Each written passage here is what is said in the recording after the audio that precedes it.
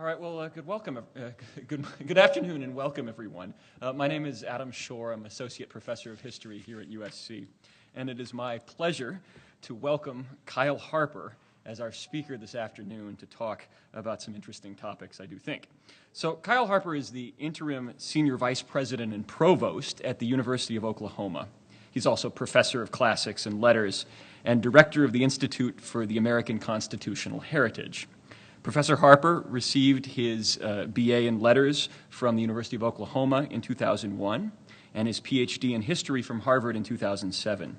His first book, Slavery in the Late Roman World, AD 275 to 425, was published by Cambridge in 2011, and it won the American Historical Association's James Henry Breasted Prize, which honors the best book in any field of history prior to the year 1000. His second book, From Shame to Sin, The Christian Transformation of Sexual Morality in Late Antiquity, was published by Harvard in 2013. And his next project adds the history of the environment to his interests in social, economic, cultural, and religious history, and is entitled The Collapse of the Roman Empire, Climate, Disease, and the Coming of the Dark Ages. So we are so pleased to welcome this exceptional scholar of late antiquity. His talk today is entitled From Paganism to Prudery and Back Again, What Difference Did Christianity Make in the History of Sex? So join me in welcoming Dr. Harper.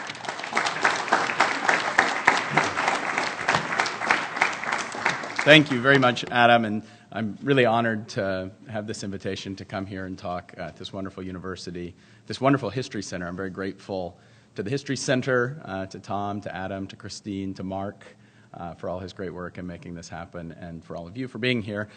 This was a trip that was supposed to happen in April, and then the weather intervened. It didn't want me to be here, and so I was very glad that we got the chance to make it up, because I really wanted to come. I've never seen this campus, and it has a lot in common with the University of Oklahoma. Very similar size, very similar faculty, actually pretty similar student body, so it's been fun for me to walk around and see a new campus that I didn't know. Well, let's begin by traveling, see if this works, back in time to imagine that it's the year 52 AD or CE, though if you want to be authentically Roman about it, you'd call it the 12th year of the reign of Claudius in the political chronology that the contemporary inhabitants of the Mediterranean used. That was the year that a missionary named Paul arrived for the first time in the bustling polyglot seat of Roman power in Greece, the city of Corinth. It's a stroke of good fortune that we can date the moment of Paul's first arrival in Corinth, thanks to a Greek inscription at Delphi that names Gallio as the proconsul of Achaia in the 12th year of the reign of Claudius. And you see Claudius there. You can actually, if you see the Greek, you can quite nicely make out Gallio's name. The governor, Gallio, was the son of a famous rhetor, Seneca the Elder, and the brother of the famous Stoic philosopher, Seneca the Younger. According to the book of Acts in the Christian New Testament, Paul would later encounter this very same governor and friend of the Emperor Claudius in person.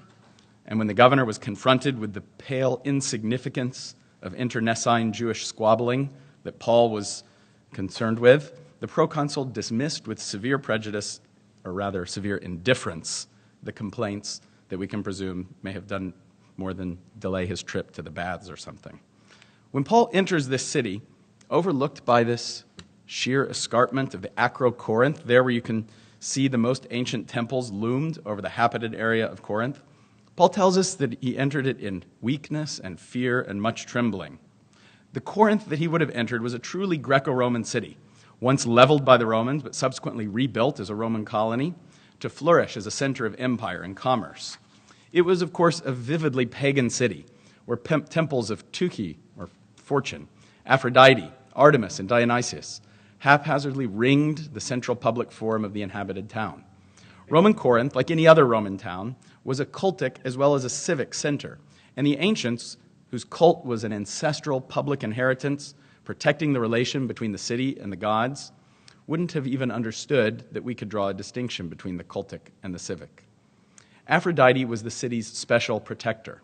Her priests were the sons of the aristocracy, who protected with the ancient rituals of purity that allowed humans to communicate with the gods. And in the central civic act of animal sacrifice, the central ritual of ancient paganism, these priests maintained an immemorial tradition that submitted the wild forces of nature through the practice of blood sacrifice to the control of human rituals. The control of nature and the communication with the gods allowed the city, like Corinth, to reproduce itself, replenishing it generation after generation. Into this city of vibrant, tremulous polytheism came a man who said that he was the slave of an alien god, with a message that was meant to shock the sensibilities of a culture that was surrounded by diffuse paganism. He said, "Do you not know that your body is a temple of the Holy Spirit within you?" These words that are preserved in a text that we now call Paul's first epistle to the Corinthians were meant to suggest the most radical consequences, that the individual body could be made a site of a ceremonial purity, akin to the temples whose priesthoods and disciplines and rituals lifted the Corinthians above the ordinary dirt and bustle of life to touch the forces of the sacred. Your body is a temple. Of course, the fact that these words were written in the first place are a testament to the immediate controversy of Paul's teachings and the controversies that they provoked among those who were even inclined to follow him. One of the central threads of the letter of 1 Corinthians is the immediate controversy that had broke out in one of the Pauline communities of the early church in the 50s. Among followers and detractors alike, the controversy around the import of Paul's words and his other teachings on sex and marriage has never stopped, from his own day to our own, as bitter divisions within any mainline Protestant denomination over recent papal pronouncements, and as court cases about gay marriage and contraceptive mandates seem daily to remind us. The local paper did a very nice story on my talk, and I think it's no coincidence that the headline is still about things that reverberate from the ancient world, the teachings of Paul. This talk that I want to give today is about religion and ideas of sex, and the ways that the two have been tangled and untangled across human history. And if I take a broad canvas, the talk has a modest hope of deepening our understanding of the historical rhythms and processes whereby Christian sexual morality, that is, the orthodox interpretation of Paul's teachings about sex, influenced civilization. The argument that I'd like to propose today is a paradoxical one, that Christian sexual morality was a powerful agent of secularization. This claim is paradoxical because Paul's sexual morality was clearly one where human sexual acts would be freighted with the weightiest cosmic meanings, ringed by notions of pollution and purity, so obviously meant to distinguish the sacred from the profane. That's what he means when he says your body is a temple of the Holy Spirit within you. Certainly, in a world where people worshipped Zeus and Aphrodite, Dionysus and Eros, sexual behavior couldn't be a prime domain of divine moralizing among the Greeks and Romans, whereas Paul's God took an uncanny interest in the bedroom behavior of his prized creation. But you didn't mishear me. The doctrine of a man who claimed that the body was a temple of the Holy Spirit played a decisive role in the ultimate path that secularization would take in Western societies. Secularization is meant here in the sense that's explored by Charles Taylor in a book that I'm sure some of you are familiar with, A Secular Age, 2007. In tracing the path from a world where belief in God was unquestioned to one where it's become one option among many, Taylor describes secularity as the whole context of understanding in which our moral, spiritual, or religious experience and search takes place, including the largely unfocused background of this experience and search. It's pre-ontology, to use a Heideggerian term, the last Heideggerian term that we'll have to use. But it's an important one, background. The idea that there's a sort of shared system of symbols and meanings. Taylor is a phenomenologist. And this is important. An example that we've already come across in our talk is that I said this is the year 52 AD or CE. We imagine time secularly, CE, and linear, empty, stretching back linearly to the Big Bang, I suppose. Right? But for the ancients, time was filled with political and religious and civic significance. Part of our background is that time is secular. It's unquestioned, unfocused part of the world that we inhabit, whatever kind of faith commitments or ideologies or beliefs we might have. And Taylor's reconstruction builds on the long-term, what he calls the quasi-geological, this very deep time frame, shift away from societies where, quote, religion was everywhere, interwoven with everything else, and in no sense constituted as a separate sphere of its own.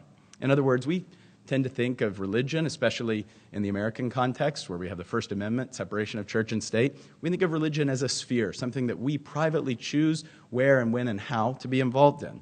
But there was a time, Taylor's arguing, when there was no such thing as separate spheres. And this is what I'm trying to evoke with Paul entering a city like Corinth, where there are temples everywhere, where they're part of the public order, where priests are public officials, where cult is civic, where it's public worship of the public gods.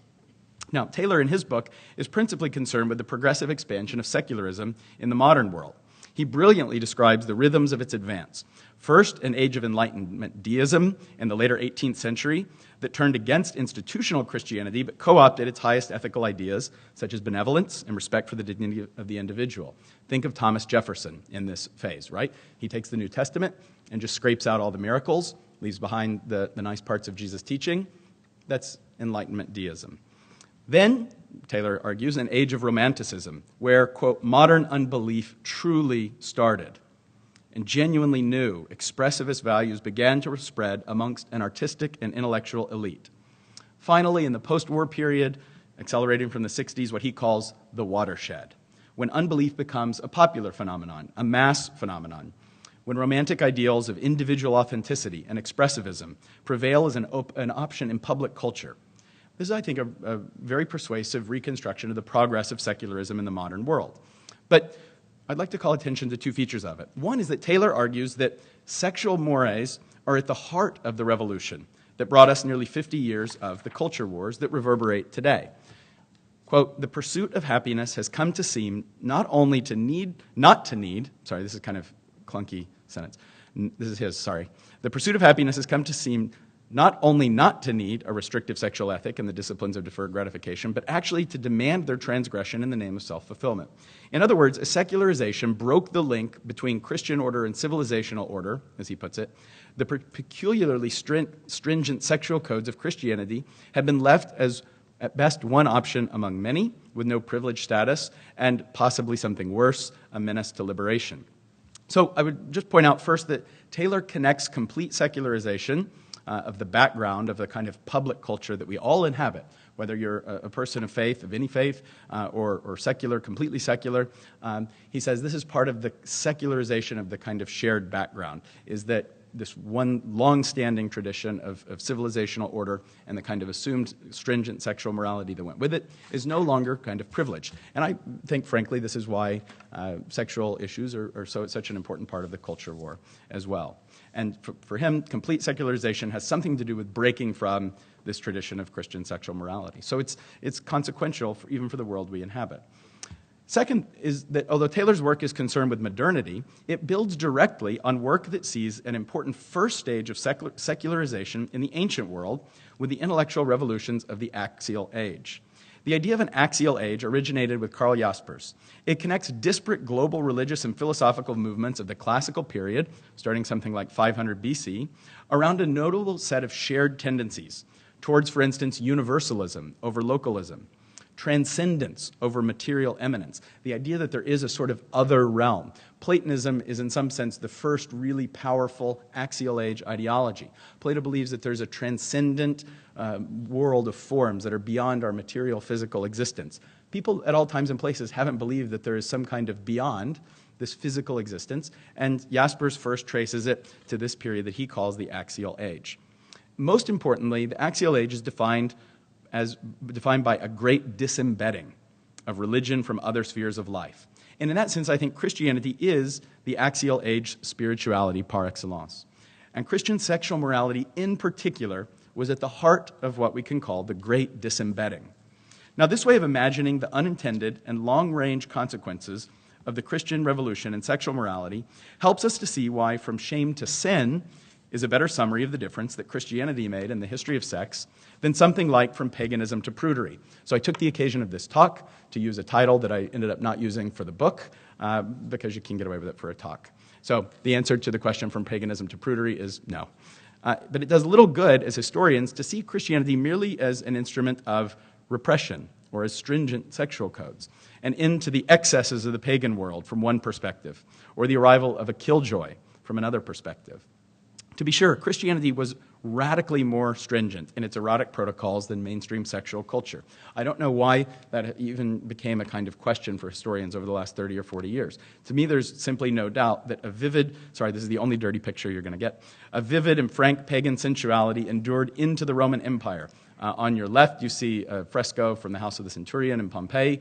From right, you see one of absolutely innumerable erotic lamps. And as I try and call attention to, these are some of the most popular consumer artifacts that survive from the ancient world. They're totally ordinary domestic instruments. They're exactly the same as a light switch for us. So if you could imagine walking into your kitchen and flipping on the light switch, and just as a matter of course, the two most popular things on lamps in the Roman world are gladiators and sex. And seeing people either killing each other or people having coitus, then you get something of the just kind of frank pagan sensuality that I think really is the public culture, the shared background of sexual morality in the Roman Empire.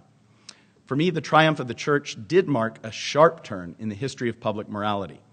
But I wouldn't just describe this triumph as an advance of repressive or restrictive rules.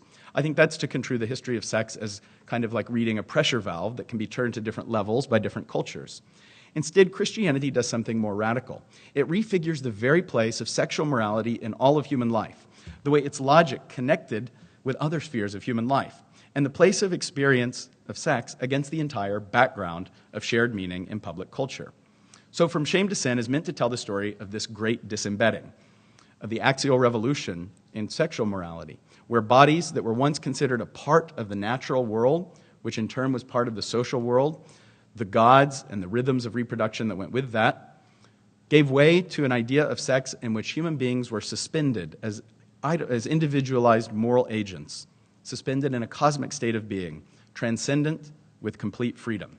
So what I'm doing in this talk is really drawing out some of the bigger implications of the book. I won't assume that most of you have read the book, so I'm trying to walk a line between introducing some of the arguments of the book for those who haven't read it and trying to introduce something new so that I'm not simply being repetitive for those who have. I'm trying to put the argument of From Shame to Sin in the context of a bigger picture of what it means to live in a secular world, or more particularly one in which ideas of sexuality have been disembedded from the world itself. So I'd say that we can explore this theme, the great disembedding, in three ways. Three things that, in a sense, get disembedded from social life: the will, the individual, and the image of the world. And I'll spend a little bit of time on each of these three. First, the will, which I would say in the early Roman period, in the transition from a pagan to a Christian public culture, goes from being an embedded thing to an autonomous thing. And I'd give us a picture of the will as an embedded thing in the writings of someone that I've already mentioned, Seneca the Elder, to try and place us somehow close to the network of people that the Apostle Paul would have encountered on his missionary journeys. Seneca the Elder was the father of the Roman governor that we've already met, Gallio, and he was a famous rhetorician of the early 1st century of this era, most famous for his rhetorical controversiae, these rhetorical school texts. And these are important texts because these are what schoolboys learned rhetoric with. It's how they learned the all-important art of public speaking and persuasion. And in the Roman world, that was the art of arts. It was the ticket to public life and to the gateways of power. And it was also an instrument of cultural adaptation, an instrument of culturalization, a way that boys were formed into Roman men and given the specifically Roman ideas of what it meant to be a Roman man and a Roman citizen. So these are quite important kinds of texts, and they're revealing for Roman culture, and at the same time, we want to use them carefully.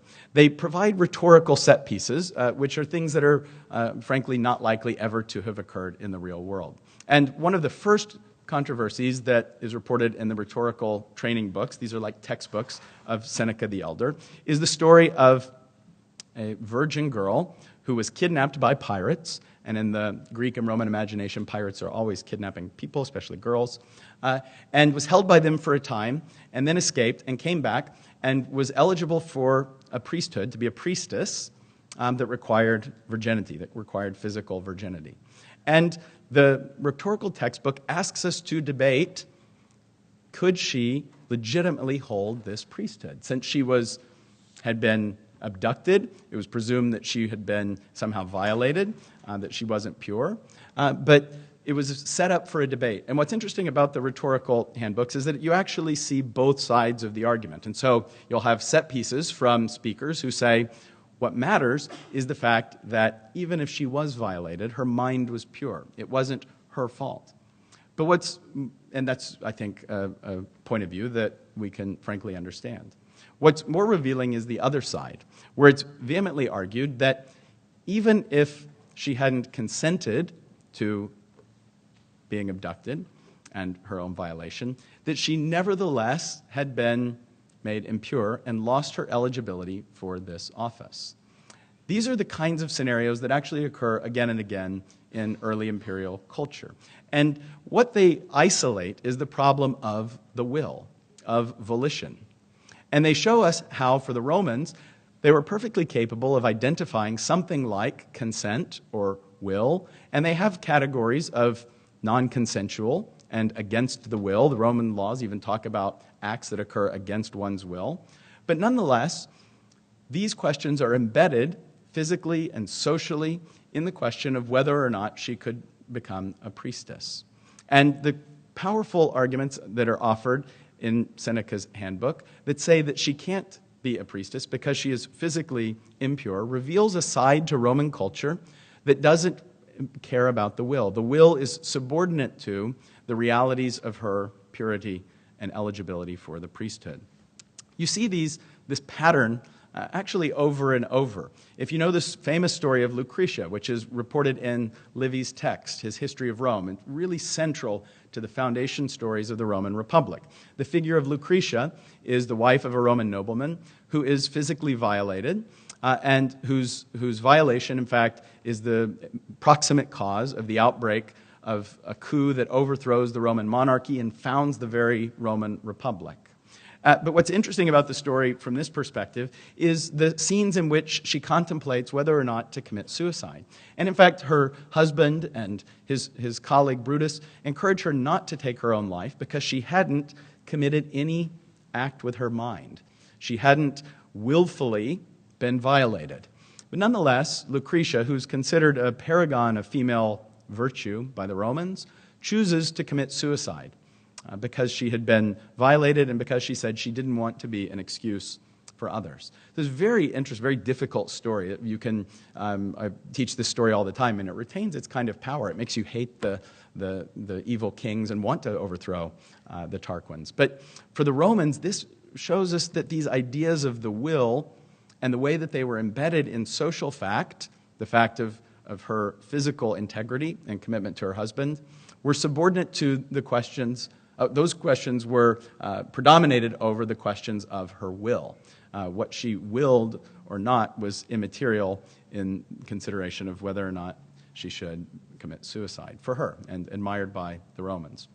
You see in the Roman period, in late Hellenistic philosophy, in the main philosophical schools of the first century, Epicureanism and Stoicism, a preoccupation with questions about the will, about free will, about free choice. And in fact, I argued that in the first century, Epicureanism and Stoicism are more concerned with questions of what it means to have free will than, in fact, they had been ever before. Plato and Aristotle, although they have passages where they do talk about what it means to do something voluntarily, don't centrally focus on the question of free will.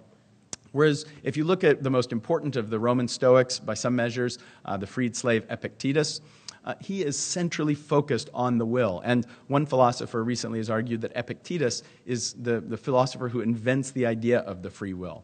But this is actually not persuasive. Epictetus has a very unique notion of what you can will. And it's revealing that for Epictetus, all you can control is your own mind. And you can consent to anything so long as that thing is fate. And the Stoics have a very rich and elaborate discussion of what the will is, but it's ultimately a version of the will in what you can consent to is your fate, which is, I think, a very restrictive notion of what it means to have free will, and one that the Christians, as I'll get to in just one second, will pounce on and exploit with tremendous force. These same questions about what it means to have will, to consent or not to consent, are prominent in the Greek romances that I'll come back to, including one called Leucippe and Cleitophon, where the question of her consent, her will, is clearly subordinated to her social position, embedded in the physical reality of her existence and her place in society. The Christians change all of this. And in some sense, this is ironic because Paul certainly doesn't focus on the freedom of the will. Rather, in the 2nd century, for a variety of reasons, Christian philosophers began to focus on the necessity of God's justice and the requirement of freedom in order to have a just judgment of God.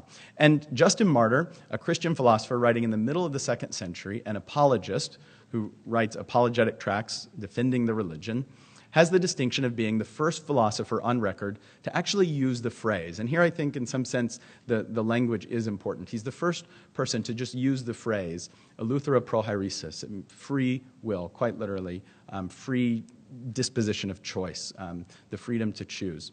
Judgments, retributions, and rewards are dispensed according to the worth of each one's actions. If it were not thus, but everything occurred according to destiny, our control over things up to us, which is a very Epictetus term, would not be complete. For if it were fated that this man be good and that one bad, it would not be possible to say that this one is worthy of commendation, that one worthy of condemnation. Indeed, if mankind were not endowed with the faculty to flee shameful deeds and choose excellent ones by their free will, they cannot be responsible for whatever deeds they commit. Here's a new and completely different way of imagining human moral agency. Totally suspended before a cosmic judge who will ultimately dispense judgment on the goodness or wickedness of every individual human. And Justin reverse engineers, he reasons out of that the necessity for something that he calls free will. And I think it's the first time that the phrase is used with that meaning, with that clarity and that power. Two closing thoughts on this first part of the conversation, the will. In some sense, I would argue that the Christian ideas of free will evolve in conversation with more Gnostic strands of Christianity that actually draw out of Paul's stronger kind of determinist moments in Paul's corpus, the idea that some people are sort of fated in certain ways and that people don't have kind of control over their own flesh. The Gnostics pick up on this and develop it in various ways, and just people like Justin Martyr, who of course sort of prevail as Orthodox Christianity, are in conversation with not just Stoics and Epicureans, but also Gnostics. They're fighting, as it were, a two-front war against pagan philosophies that are fatalist and Gnostic philosophies that are fatalist. And then, of course, questions of the free will almost can't be mentioned without pointing towards Augustine. And in this book, I argue that Augustine has a very peculiar notion of freedom and grace that is actually illuminated by seeing just how prominent the tradition of a strong tradition of a free will is in Christianity, right up until Augustine, who, of course, wants to hem it in with all kinds of caveats and limitations. So, Christians first pull the will out. In a world where the will is secondary to one's physical and social status, the Christians want to suspend the freedom of choice, separate it from any kind of ultimate other factor like destiny, and isolate it as something that is ultimately to be brought before divine judgment. And for the Christians, sexuality is central to their idea of what it means to have free choice. Secondly, the individual is disembedded from the social self to the atomized self. And again, we can take an example that illustrates this transition, not far from the network of people that we've been discussing. Seneca the Younger, the brother of Gallio, the son of Seneca the Elder, whose rhetorical handbook we looked at for our first example. Seneca is an important Stoic philosopher, and he writes extensively about sexual morality, and in some ways it is a relatively austere sexual morality that he envisions. But at the same time, it is a sexual morality that is absolutely inseparable from the basic terms of the Roman background of public sexual morality, above all, the all-important term pudicitia. Pudicitia means something like feminine shame or feminine chastity. It's related to pudor, which is an emotion. It means shame, and it's a kind of good thing. You want to have pudor. We think shame in English can have very negative connotations, but for the Romans, it means to have a proper kind of modesty and a proper kind of respect. And it is particularly an emotion and a quality that is the property of honorable females. And so you see this throughout Seneca the Younger. In fact, there's a very good book by Rebecca Langlands on Pudicitia in the Roman Empire, and the absolute central the central source for her reconstruction of what Pudicitia means is Seneca the Younger. He's in some ways our most important writer about Pudicitia. His Stoic texts really reveal for us the broad meaning of this term. So I think it's important that the terms in Seneca don't have some specific technical meaning that separates them from the ordinary meaning of these terms in Roman culture. And it is a specifically feminine virtue. For a woman, Pudicitia was the single ornament, the noblest beauty, unravaged by age, the highest honor. That sounds nice, those are nice words, but it's actually deeply embedded in a culture that had very strict views of how proper females should behave and control their own sexuality. And for the Greeks, this word, the equal word, for Greeks, the equivalent word is sophrosune. Again, a word that has rich connotations that more than Pudicitia could attach to males as well as females, and has a strong sense of self-control. But both of these terms, which are really central to sexual morality for both the Greeks and the Romans, imply a kind of self that is surrounded by others. It's a social self. One's sense of shame is activated in social context by other people. And so a woman's Pudicitia is evidenced by the way that she blushes in conversations with a man, that reveals her underlying sexual nobility, her sexual honor.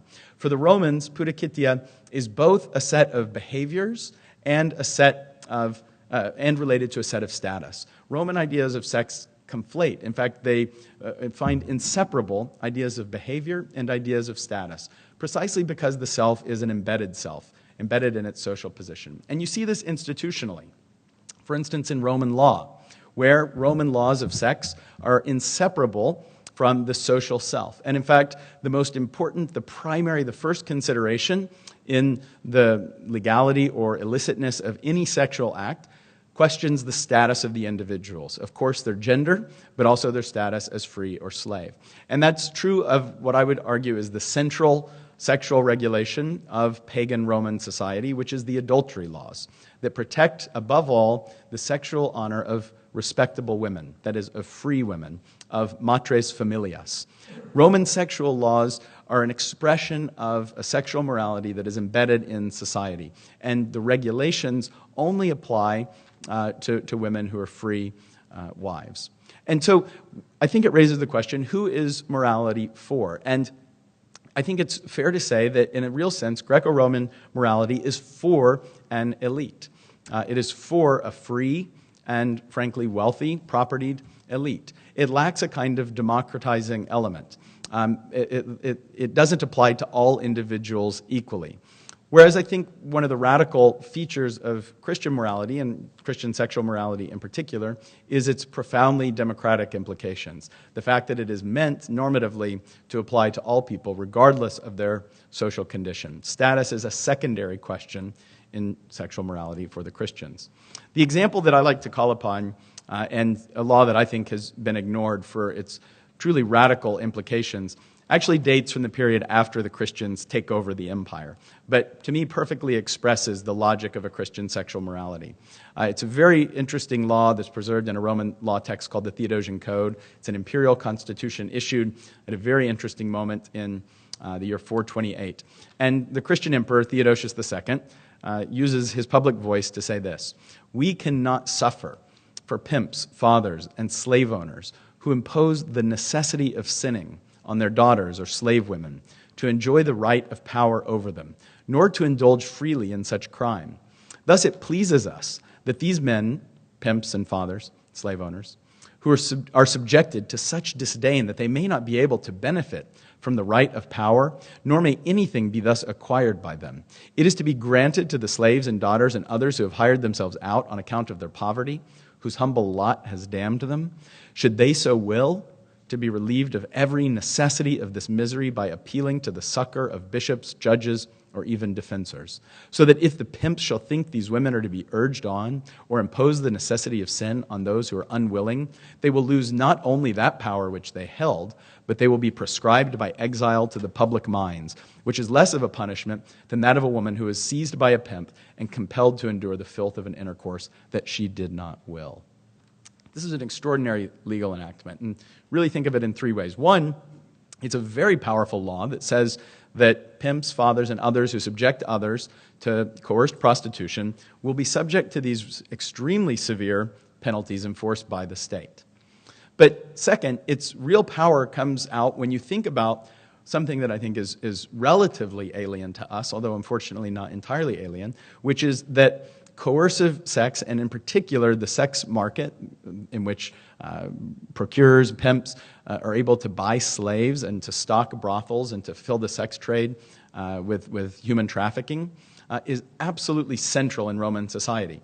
We think of it as it goes on, it's unfortunate, but it's a black market activity. It's illegal. For the Romans, it's done in the light of day. And this is one of the extraordinary facts about, for instance, Pompeii, is the way that the brothels and the sex trade is simply integral to the city. It's not zoned out. It's not marginalized within the city. It's really an accepted public part of the face of the city. And so this is an effort to really overturn, all of a sudden, a central part of the civic identity, of the civic institutions of the ancient city. And this is issued out of Constantinople, which is in many ways nominally a Christian city at this time. So it's exceptional in particular when you think about the fact that this has always been allowed to go on and widely accepted in Roman society. Third, it's remarkable for its moral language. Roman law is a very conservative discipline. Even as Christian lawmakers began to reshape the inheritance of Roman law, something that they do very slowly, they do so in the internal terminology of Roman law. And this law couldn't be more of a contrast. It sticks out of the Roman legal codes like a sore thumb. There is nowhere in the entire corpus of Roman law where the words necessity of sinning are ever used. It's completely alien to both the language and the moral logic of Roman law. But here, all of a sudden, you see this language, which is drawn, interestingly, directly from the debates between Augustine of Hippo and the Pelagians, Julian of Eclanum. They talk about the necessity of sinning over and over. It only appears in two places in the entire history of Latin: Augustine's polemics with the Pelagians and this law. It's a very unusual phrase, but it shows us the way that the Christians don't care about status when sexual behavior is being judged without subordinating it to the individual's behavior. In other words, status is now subordinated to the atomized self and the free will of that self. So this idea that the necessity of sinning had to be abolished and that what they will was what important is almost a complete reversal, a total paradigm shift from the ancient world. So that, I think, that particular law really concretely captures this really profound shift from a social self to an atomized self. And thirdly, literature. From belonging to transience. Literature is an especially powerful way to think about the place of sexual experience in human experience. And the ancients produced plenty of literature for us to reflect on, but none so important for, I think, exploring the culture of Rome as one of the great literary creations of the Roman Empire, the Romance. Long prose narratives that all share a similar narrative type. A boy and a girl of the aristocracy of incomparable good looks fall in love. The world tries to keep them apart. There are usually pirates involved in that part. They travel, they're separated, but they remain true to each other until in the end they overcome whatever obstacles the world has thrown up in their way, and they unite to marry and reproduce the world. And this is a common plot type. You know what's going to happen. The characters are all very similar, but the stories could be reworked in various ways within these kind of common set of elements. They're amazing texts, and they really exist, 5, 6, 7 of them, in various states of completion, only from the Roman Empire. It seems to have been a genre born out of earlier influences, including the Odyssey, right, which is this tale of separation and reunion, including New Comedy, which tells these kinds of stories of overcoming separation to end in marriage and union, as well as the kind of same imagination, very similar to the imagination that produces these rhetorical exercises that are evident in Seneca. And in fact, there's been some work, but I still think not enough, that draws out where the connection between those two comes from. Because many of the tropes, the kinds of stories that are rhetorical set pieces in the rhetorical exercise books, like those of Seneca and others, are very similar to the kinds of tropes that occur in these romances. So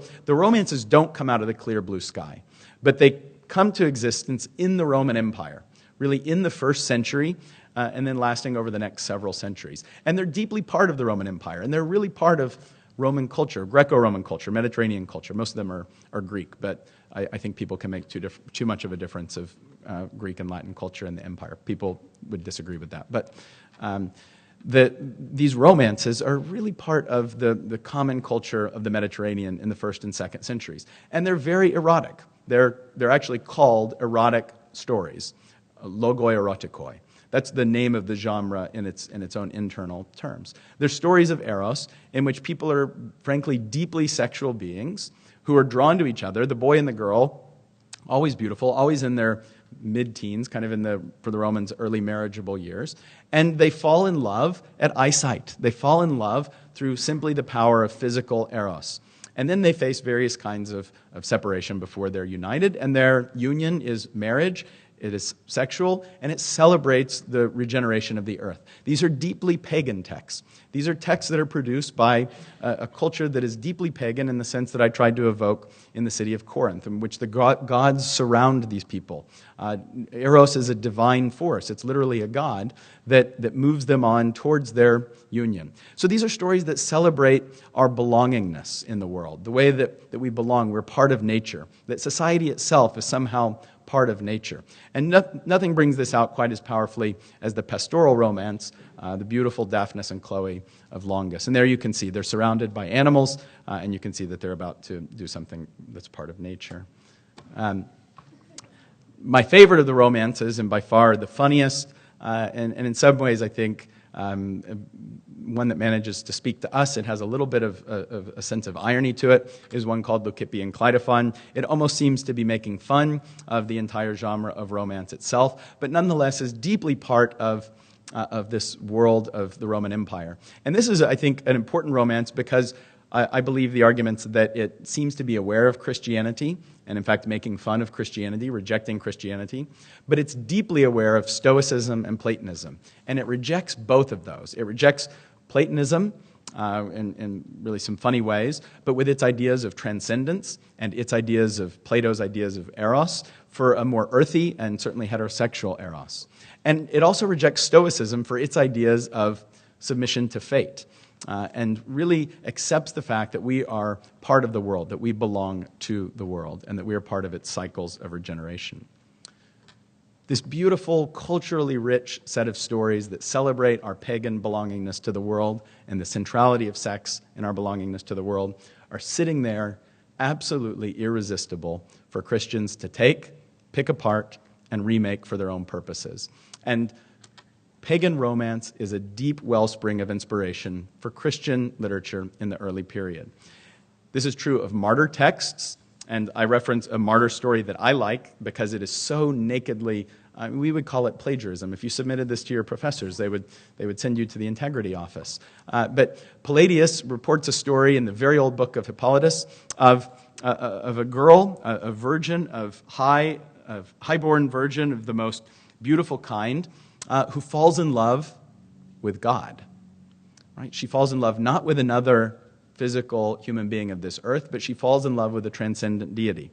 The evil pagan Roman governor conceives a lust for her, tries to violate her, but she resists. He has her thrown in jail, so he's sort of the villain, almost precisely mimicking the villains of the Greek and Roman romance. God hears her cries. She evades being violated she's sentenced to penal prostitution, actually. And God sends in one of his soldiers, a Christian, dressed up like a Roman guard, who goes in, changes clothes with her, and she sneaks out into the night, disguised as him. He is captured and put to death. This is a really beautiful example because it so obviously takes the pieces of the pagan romance that say that we, our bodies, our sexuality belong in the world, and instead says what we ought to love is a transcendent God who's not in this world but beyond it. And in fact, that the way to do so is through asceticism, through virginity, through sexual renunciation. Her love for God is expressed by her rejection of sexuality and her desire to be a lifelong virgin. So these are stories that really start to take shape as early as the 2nd century. They're almost contemporary with the pagan romance, and they're part of the same cultural repertoire, but an example of how the Christians can build stories to an almost exactly opposite end, to one in which we don't belong to the world, but in which we are at best transient in the world. And these end, I think, in a body of very sophisticated stories in the late antique period that draw again from the cultural repertoire of both pagan romance and early Christian martyr texts, stories that tell the lives of the saints. And in particular, a body of texts that focus on the lives of a particular kind of saint, a penitent prostitute. If you think of the ways that this is modeled on earlier literature, the most important borrowed piece is, in fact, directly inverted in the Christian version of these stories. The pagan romances all have one central plot theme. A beautiful virgin girl has her physical integrity threatened. But through a bunch of luck, the pirates, they never quite violate her. They always come close, but they never quite get there. And she ends, in the end, pure and ready for union with her husband. In the final versions of the stories that the Christians remake, these same girls lose their virginity. They are violated. But what's interesting are the way that these stories insist that they do so of their own free will. These are stories that draw on this entire conversation about whether our will is free, about whether we belong to the world, about whether we should remain pure for the world, to reproduce the city. And these texts say no. They say that, in fact, all that matters is our will. These are texts whose heroines are, in fact, physically corrupted by the standards of the ancient world. But they turn their hearts towards God, and in that they still have free will. And they can attach themselves, even amidst a world that is fallen and full of sin, to something that is transcendent and something that is the true object of their love. And so the Christians remake these stories over the centuries to say over and over again that ourselves, our bodies, our sexuality doesn't belong in the world, but rather somehow ought to transcend it. So, in all three of these ways, from the idea of the will as somehow embedded in our social world to the idea of a will that is isolated and suspended before a cosmic judge, in the idea of a social self in which our identities, our moralities, our behavior is determined first and foremost by our place in society, our gender and status, to the image of a self in which we are first and foremost free beings, atomized, separated, isolated from our status, even from our gender. And from stories about our place in the world, in which humans are part of a natural cycle of reproduction in a world that's filled with divine forces, to one in which the world is fallen, and which our true home isn't in this world, but instead lies beyond it. I think all of these point to the fact that there is a great disembedding that happens in the axial age and in the triumph of Christianity in particular. But I would focus in a way that I think others haven't on the centrality of sexuality and its ability to raise fundamentally the question of whether we belong to the world or not. I also think that this ends up with a story that tells us what really happened to the history of sex in late antiquity. At the same time, I think, like it or not, that it doesn't end up in an easily usable past. There are pieces of this transition that we can recognize even in our secular world. We would struggle to recognize a Roman society where people's self is first and foremost subordinate to their social identity rather than their own will and their own volition. The idea of individual autonomy, of individual consent, is native to us. But it's not something that was native to the Greeks and the Romans. Nonetheless, we have seen that Christianity has lost its privileged status as a sexual ideology. And I think that's how you end up with particularly bitter culture wars, because of the religion that at the same time gave us what we consider to be secular values also gives us religious values that seem in tension with those at times. And I think the final word can go to Robert Bellah, who thought a lot about the axial age and its consequence, and said, in the history of religions, nothing is ever lost. Even in what may seem secular, there sometimes lurk ideas that have a deep religious genealogy. Thank you very much for your time. I appreciate your attention.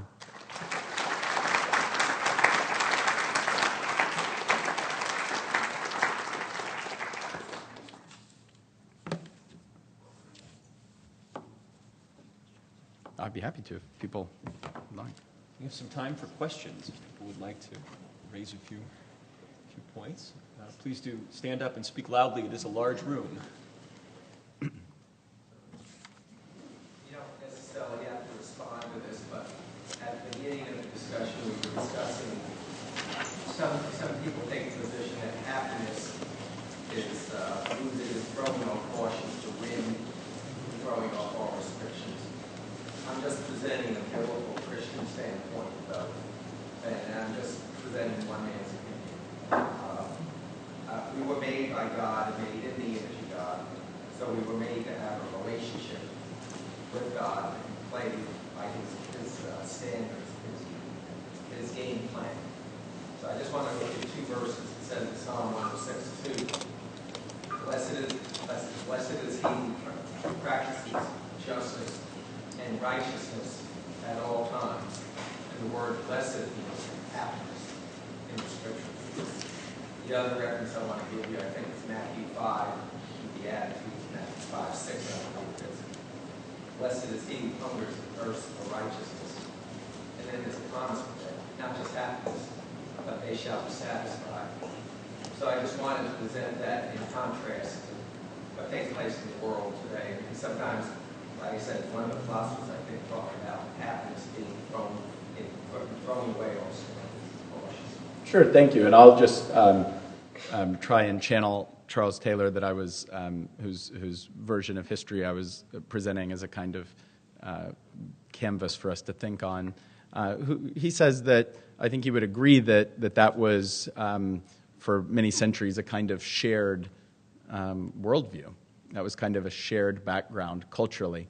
All he's saying is that in the modern world, and he would say really starting in the early 19th century, people began to contest that, and that we live in a pluralist world where one person might agree with you and one person might disagree with you in really fundamental ways. So I think as historians, which is what I am, not a philosopher, but as historians, there is something really powerful about recognizing that we live in that world where to believe one thing is to make a kind of leap, whereas for other times in the past, it may have been sort of the shared background of what people believe, the public believe. So I think as an intellectual historian, he presents a very powerful way for us to think about what it's like to live in the world in 2014.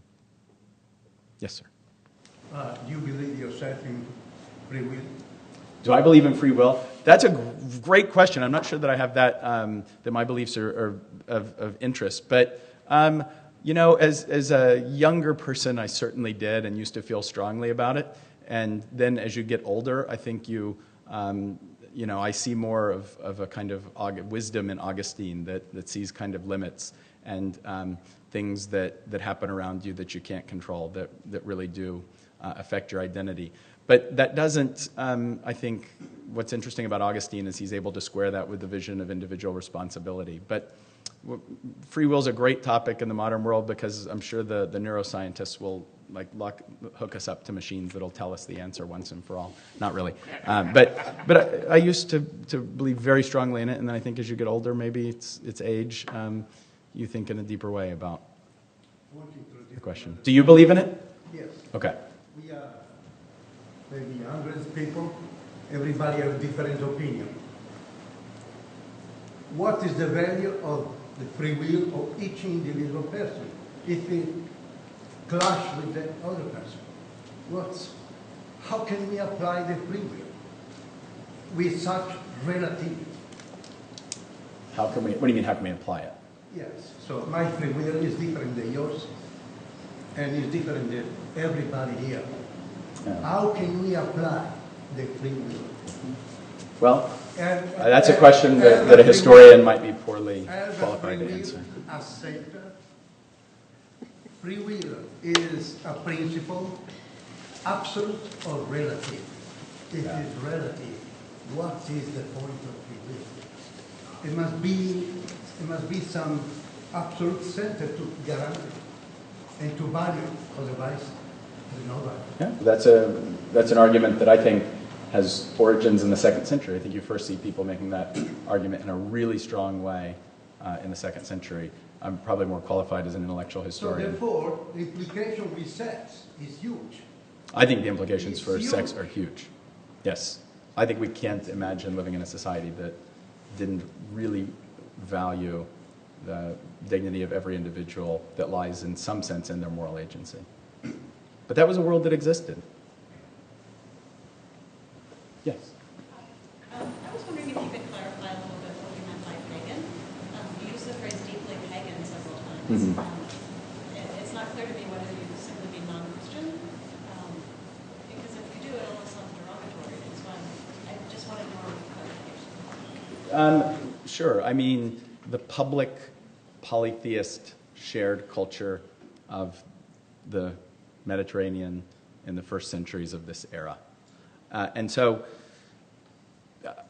what that really means to me is this, is, once upon a time, Edward Gibbon, who I know is easy to pick on because he was a brilliant historian, but he was writing 240 years ago, whatever, and he had a very famous, it was a brilliant line where that religion was something like equally ridiculous to the philosophers, useful to the magistrates, and reassuring to the people. It's something like that. I haven't seen it in a while, but it's something like that.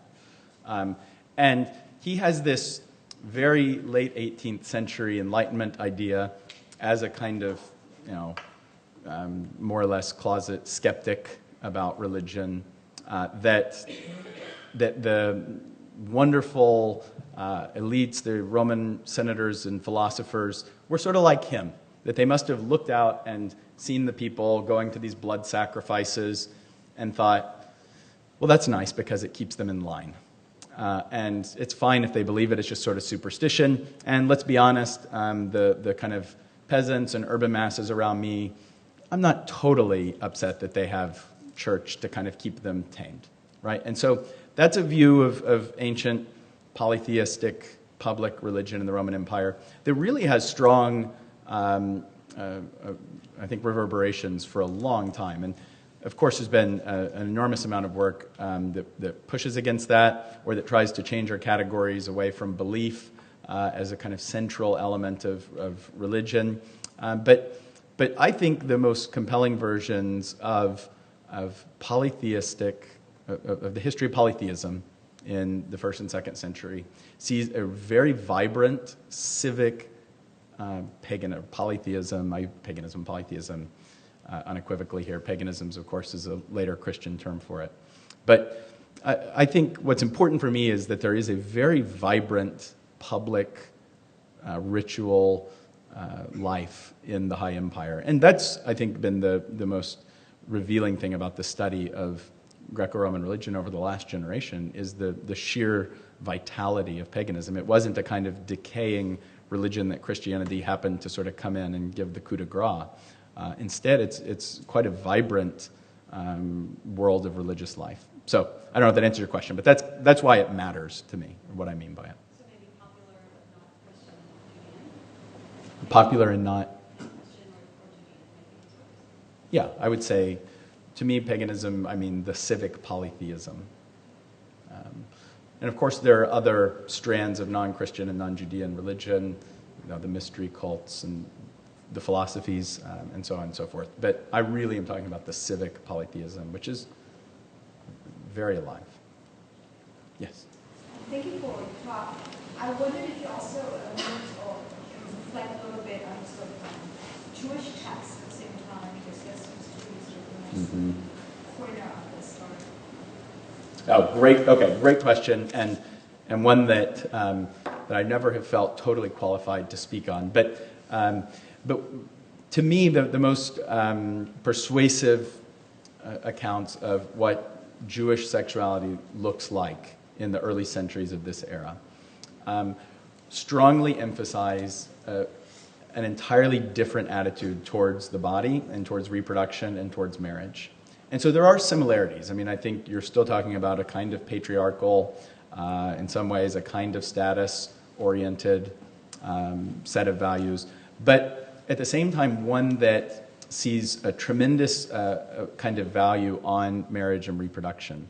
And whereas Christians, I mean, they apologize and they have to accept Orthodox Christianity in the first, second, third centuries, has to accept marriage, right? Because they accept Genesis, they believe that marriage is okay, and Paul says it, and they accept Paul.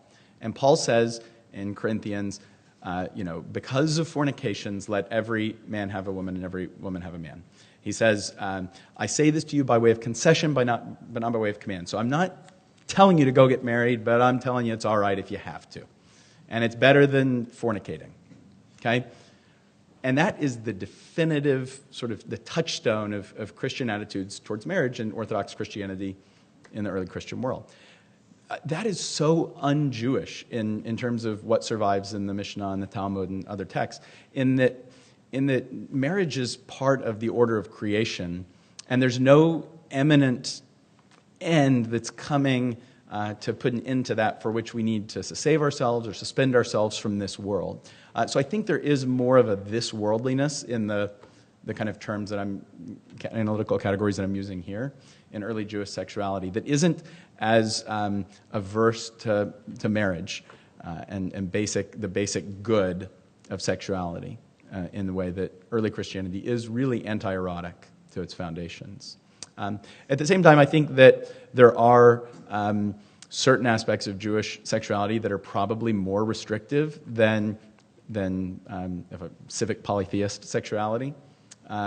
Different attitudes towards same-sex attraction, different ideas of purity. And so Judaism is, it's not a cross between them. It's its own thing. It's very distinct from early Christian, I think, fundamentally in its acceptance of earthiness, the earth, of reproduction of God's creation of the earth. So that's an answer that I'm not totally qualified to give. I've never been totally comfortable sort of, where do I see Judaism fitting into this? Because it's an important question. But those are the answers that I've found most persuasive. Yes, sir. One of the points that you emphasize that distinguishes these early Christian thinkers from the pagans is their relationship to this idea of a civic position and how that civic relationship is sort of mapped onto the soul. So you mentioned Sine, which in terms of Plato has this hierarchical distinction between the rational soul and the irrational soul that maps onto the way the cities are built and the sort of the social statuses that were important to people like Seneca. Do we see any sort of addressing of this civic mentality in these early Christian thinkers prior to Augustine? Because I know that you have the City of God, which then sort of tries to think about the Christianity in terms of the city. And I'm wondering if that metaphor plays in at all prior to that. That's a great question. I want to go back. I'm sorry. Can I just say one more thing about Jewish sexuality? Is that there's just not the same utter preoccupation. I mean, it's important if you're looking at two texts on sex, you can sort of say, well, this person thought this and this person thought this. But if you're stepping back and looking, I mean, sex is everywhere for the early Christians. They're obsessed with it in a way that Stoics and Epicureans and Jewish philosophers are not. And so it's impossible to imagine Judaism sort of winding up with an Augustine who's regulating every aspect and detail of sexuality. So I just thought of that after I've finished speaking there. You ask a very good question, which is how do Christians grapple with the need for some kind of this worldliness or civic commitments? And I think this is why Augustine is so important, is because I still think the kind of old narrative that nobody grapples with this as profoundly or as effectively before him is basically true. He really realizes what it means for the church to triumph in society and for the church to exist within a world where people are going to have this mix of commitments. And so that's, I think, what makes him so interesting historically. But are Christians grappling with that before? Yes, in very interesting ways. Not totally sure how I'd answer your question, but Some of the more interesting work in the last 10 years or so is focused on the ways that Christians start to imagine themselves as an ethnos, as a kind of people. And so they imagine communally the church as a kind of community of people with a certain set of commitments. But I really do think in that sense, in the early centuries, it really is one that is transcendent, that can't imagine very strong commitments within this world. And so I think the Christian, and to back to your point about Platonism too, in all of this, the Christians are really selectively using Plato. And they sort of grasp on to what I feel like are the most kind of transcendental elements in Plato, the parts that are the most escapist. I mean, there are parts of Plato that aren't at all radically ascetic. And those are the parts that get lost both in Neoplatonism and in Christianity, Christian Platonism. I want to present one challenging point.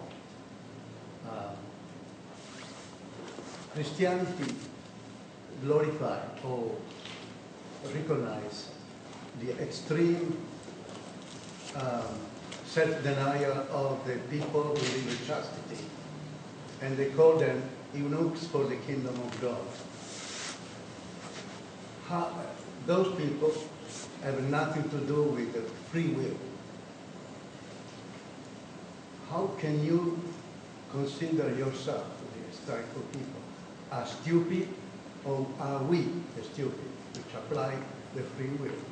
Well, I don't know that anybody's stupid, but what I would say to that is two things. One is early Christian sexuality is really deeply influenced by the writings of Paul, but one of the really most influential passages of the Gospels is precisely that claim that people are made eunuchs for the kingdom of heaven, and that is taken to be an idealization of permanent virginity, which is not an institution in the Greco-Roman world. I mean, the Greco-Roman world have institutions of temporary virginity where a girl will be a priest, but I mean, Vestal virgins, when they're done, they go on and get married and have babies, right? There's no such thing as really lifelong virginity in polytheism, in pre-Christian Greco-Roman polytheism. So for the Christians, the ability to step outside of the needs of society to reproduce itself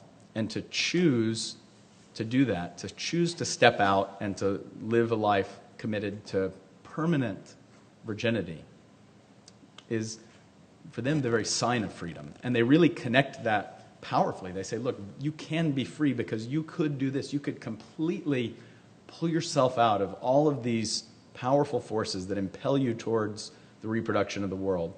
You have the freedom to step out of that completely. And so there's a very close association between the unique idealization of virginity and ideas of freedom, of volition. Yes. Sir, first of all, thank you very much for giving this talk. In this conversation, we're talking about Christianity and the axial religions and the ideologies of secularism, of course.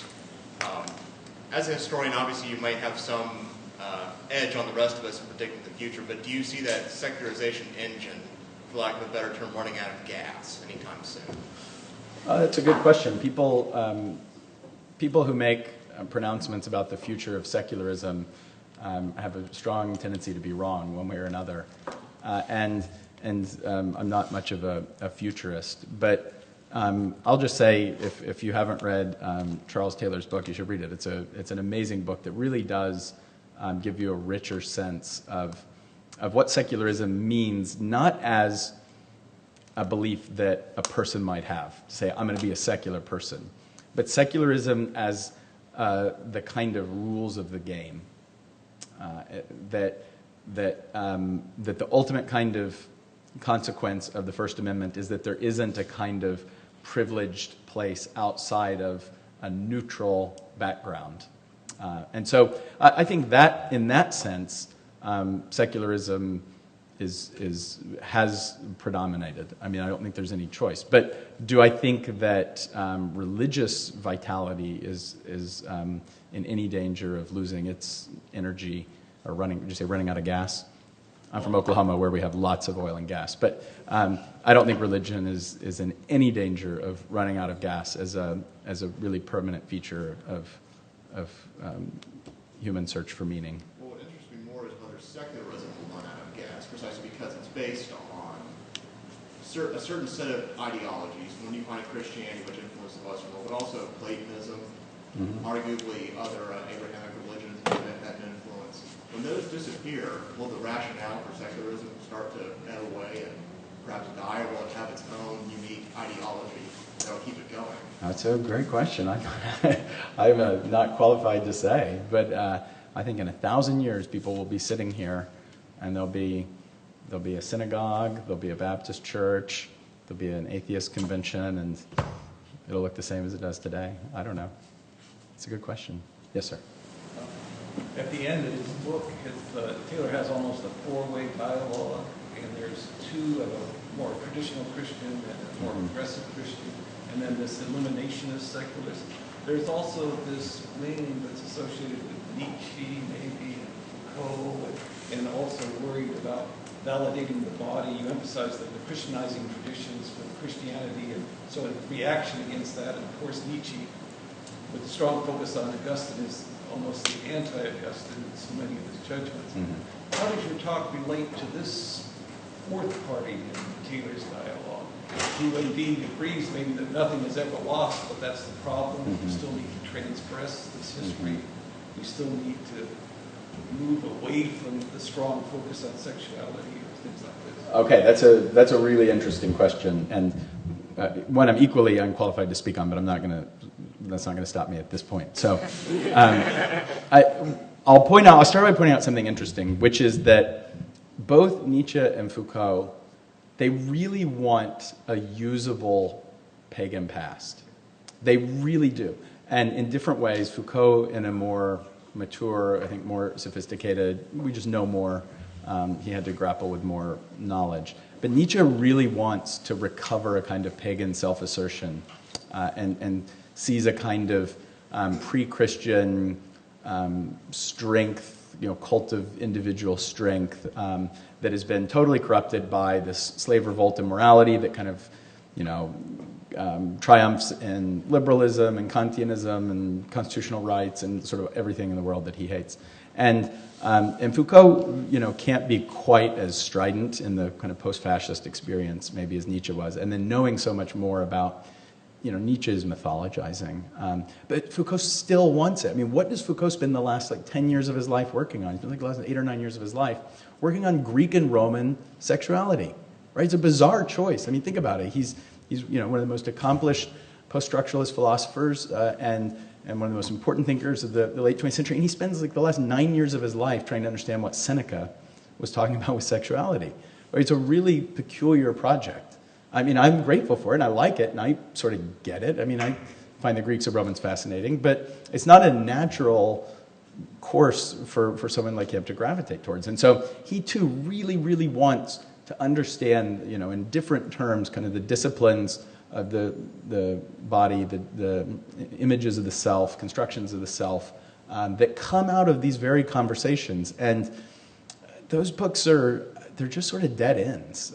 They're interesting. I think they make some really good points, really interesting readings, but I mean, those aren't in any way satisfying. They don't end up really asserting anything. They sort of recover some conversations, but he never really gets there. So, in other words, I think that I worry if that fourth group that you're talking about is in search of some kind of pre-Christian past that'll be useful for them to recover some kind of pagan self-assertion. One, I really think, I just think they'll struggle to come to terms with the ramifications of that because they're totally incompatible with the legitimate parts of the modern order, which are liberal and are grounded in ideas of individual dignity. And there doesn't seem to be an easy way out of that. And I think that pretending like you can get out of it is sort of where both Nietzsche and Foucault ended up. And they ended up understanding things in a rich way, but not finding very satisfying answers. So that's my opining. I was just wondering if you could speak a little bit more about this sort of, why do you think think this idea of this almost sexually inviolate body, The sexually inviolate body, that Paul talks about, comes up again in the 19th century. People like Sylvester Graham, have sex if you must, but it must only be in marriage. And it's really deleterious even in marriage. I mean, why do you think that idea caught on the way that it did? When you have, this sort of, this incredibly wide range of, let's say, pagan sexualities that seem to be, fairly satisfying to a wide range of people. Why do you think this sexual asceticism catches on so powerfully? Yeah, well, that's one of the deep questions of human history, and probably you would need a psychologist rather than a historian. But as historians, you come at those kinds of questions in a certain way, and you really are not, I think, confronting one of the basic facts about history, which is that an ascetic ideology becomes the dominant ideology of Western civilization in this moment, and against these other really available choices. And it's a really hard set of questions from a historical perspective, and one that, there's not like a bunch of really satisfying answers, but one approach that I find interesting. And there's multifaceted phenomenon, the triumph of this religion. One that I find interesting is Averill Cameron's view that Christianity is really powerful in that it, to use the terms that we've been using, it sort of brings the whole background, right? It explains everything in a way that, paganism struggles to.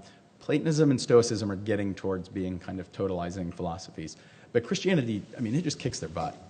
It just rams over them and becomes a mass ideology in a way that I think neither of them, Platonism or Stoicism, which are the two big philosophical challengers, never even comes close to. It's just the whole package. It explains the entire background exchange, explains the cosmos, personal morality. It gives you a social gospel. It gives you a mission, a way to help others. And there's just nothing quite so totalizing in terms of the way that it brings the whole background. And it does it with just a built-in missionary zeal from the moment it's born, that kind of is the battery that powers it. And it's just, there was no looking back. I think if Constantine hadn't seen something in the sky, somebody else would have. It was on the way. Not everybody would agree, but yeah. We spoke briefly in answering another gentleman's question about how there's a certain power in being able to live a life free of sex. And it reminds me of other religions, like Eastern religions, Paganism, so on and so forth, where they renounce the world and kind of go off wandering. Do you think that it, like those Eastern religions, influence Christianity, historically speaking, or do you think they influence it currently, like the mindset? Yeah, well, that's a hard question that people have paid some attention to, and what's interesting, because I think the answer is basically no, not beyond some maybe very distant, archaic circulation of ideas. But what's interesting is that you have around the world appear within the same half millennium a range of deeply world-rejecting ideologies. And so that's interesting, not just if there's some kind of linkage between them, if you have a kind of cultural meme that's spreading from one place to another, but if there's something about the potentials of human psychology searching for meaning that develops at a certain point of human social, political, economic development where humans are capable of coming up with these kinds of answers, even if they do so really independently. So either way, it's interesting, whether there's a kind of direct linkage, which there could be some, but or if there's independent development of ideas that are structurally similar in some ways. I tend more towards the B side of that, and there are always the internet can tell you that Buddha taught Jesus and stuff like this, but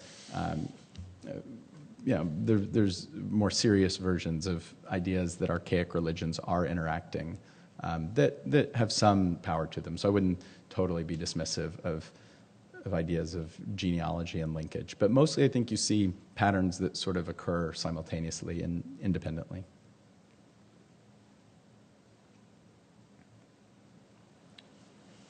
We've ranged widely. I appreciate your good and challenging questions, and most of all, your attention and the chance to come spend an afternoon with you on this beautiful campus. Thank you.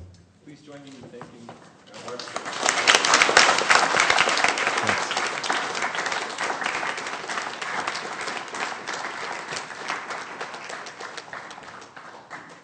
good afternoon. I hope you have a nice evening.